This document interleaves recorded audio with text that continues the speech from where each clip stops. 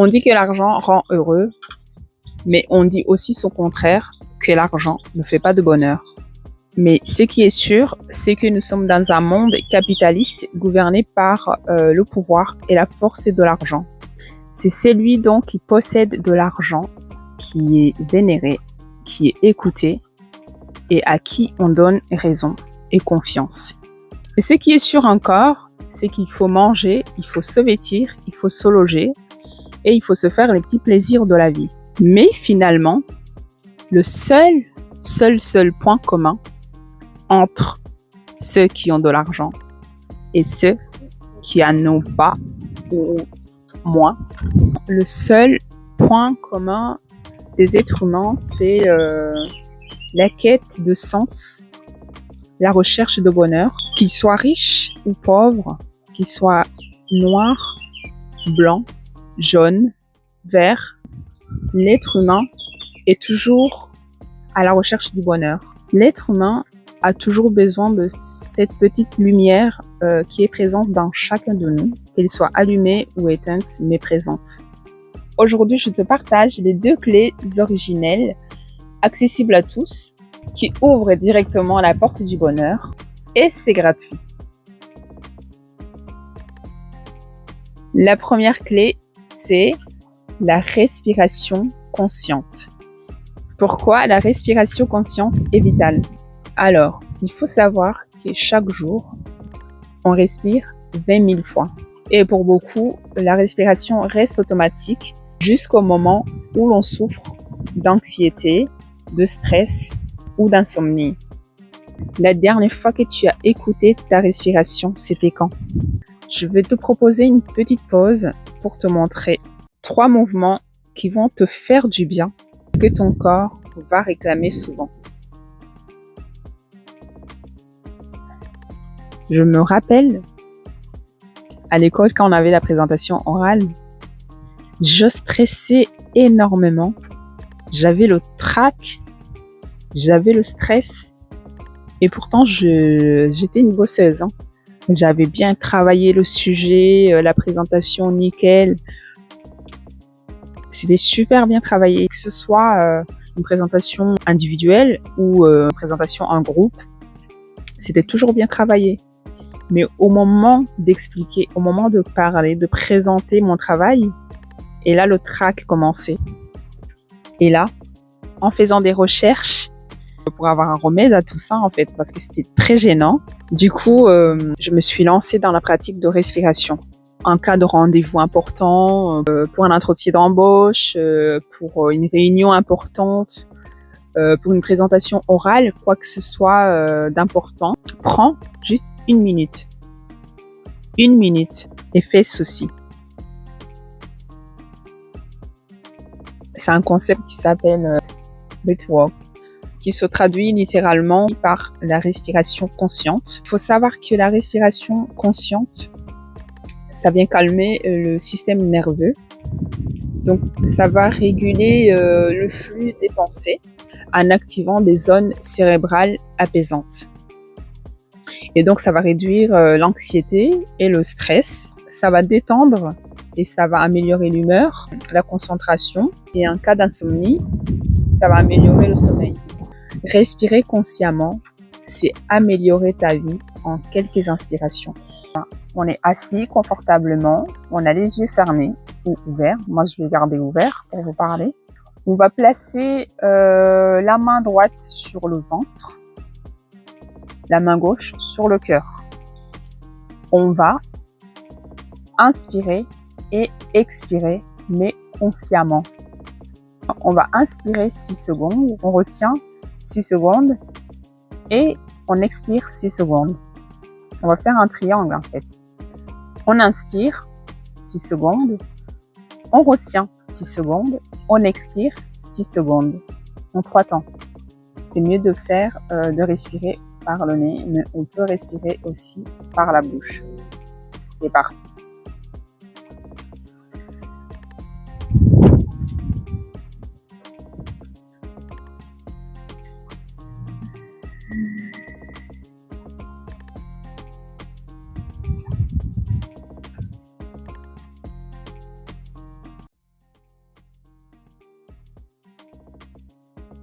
rien qu'en mettant ensemble les deux mains, juste comme ça. La main droite et la main gauche ensemble comme ça. Les pouces ensemble, les index ensemble, les majeurs ensemble, les annulaires ensemble et les petits doigts ensemble collés comme ça. Et vous respirez consciemment, comme on vient de le faire.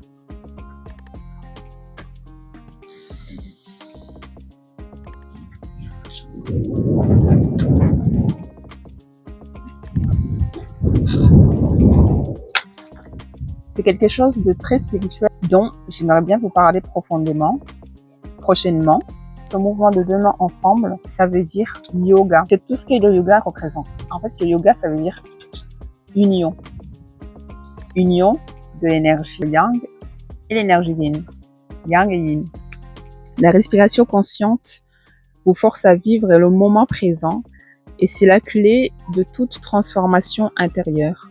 C'est la meilleure façon de rendre grâce au Créateur et d'être reconnaissant de faire partie de cette vie et de s'en réjouir. Vérifie toi-même, à chaque fois que tu es conscient de ta respiration, tu es absolument présent. Et tu vas remarquer aussi que tu ne peux pas penser et rester consciente de ta respiration en même temps. La respiration consciente va t'aider à ignorer ton esprit, c'est-à-dire tu vas voir tes pensées défiler, il ne faut pas t'embarquer avec, en étant loin d'être en transe ou à moitié endormi, en étant pleinement éveillé et alerte. Tu ne descends pas en dessous de la pensée, mais tu la surpasses. Tu constateras que ces deux choses qui sont entrer pleinement dans le moment présent et ignorer ces pensées sans perte de connaissance ne font qu'une. La zénitude, la sérénité, la paix intérieure. D'ailleurs, je te recommande ce bouquin, Le pouvoir du moment présent de Eckhart Tolle. Alors, ça va te parler du moment présent, mais le moment présent, c'est quoi en fait? Quand on écoute sa respiration, quand on est conscient de sa respiration, alors on est là, on est présent. C'est ça le moment présent. Mais quand on est pris par les pensées, on s'éloigne, on quitte son corps, on n'est plus présent. Tout à l'heure, j'ai posé mes clés. J'étais au téléphone avec une amie. J'étais très distraite, c'est une amie avec qui on n'a pas parlé depuis longtemps. Et je venais de rentrer dans la maison. Et j'avais les clés dans la main. Les clés dans la voiture, je les avais dans la main. Donc je les ai posées sur une étagère dans la cuisine.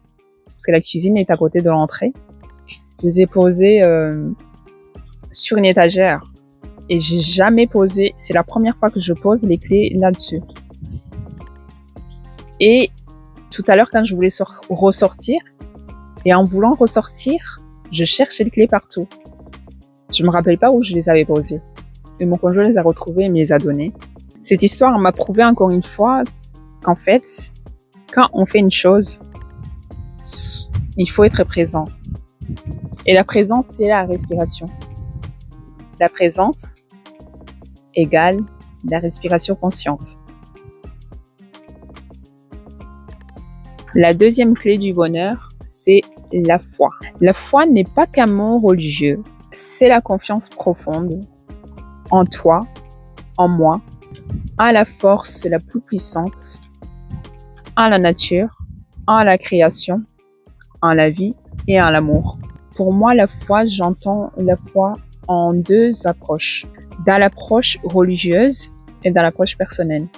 Donc, dans l'approche religieuse, cette confiance, cette résilience qu'on a avec les gens avec qui on partage nos journées, comme les chrétiens qui vont à l'église les dimanches, ou les musulmans qui vont à la mosquée prier les vendredis ou d'autres jours. Et les religieux, en fait, en général, quand ils se rencontrent, ils vont parler de la parole de Dieu, ils vont faire des actions, ils vont prier, ils vont lire la Bible.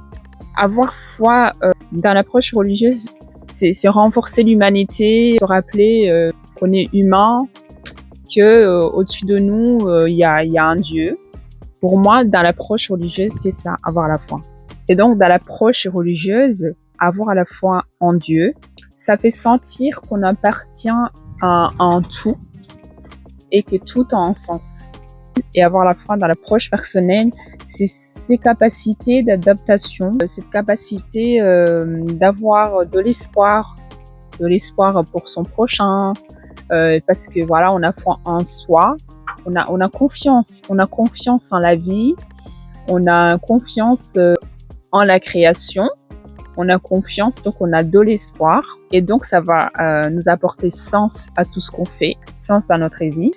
Et ça peut nous éviter la solitude, les dépendances comme les drogues, l'alcool et tout ce qui peut détériorer une vie en fait. Et donc que ce soit à la fois dans l'approche religieuse ou dans l'approche personnelle, voilà, c'est pour ça que pour moi ça fait partie des clés qui ouvrent la porte du bonheur. Les personnes ayant une foi active montrent moins de dépression, d'anxiété, de stress et plus de satisfaction de vie, y compris des indicateurs physiologiques. C'est-à-dire que ces personnes vivent plus longtemps et plus heureuses. Donc, ayez la foi. La foi profonde, c'est cette force invisible qui ancre et élève. C'est un peu comme un arbre qui a des racines dans l'eau, dans la mer, dans une rivière. On voit ses feuilles vertes, c'est tout ce qu'on voit. Mais la foi, c'est les racines. Voilà, c'est exactement ça. La foi, c'est les racines d'un arbre. Je suis convaincue que le vrai bonheur ne s'achète pas. Il se respire, il se vit. Aujourd'hui, il respire avec conscience. Et cultive foi en toi, à la création. Dis-le-moi en commentaire et abonne-toi, car ce chemin du bonheur, on va le parcourir ensemble sur Presque Thérapie. Merci.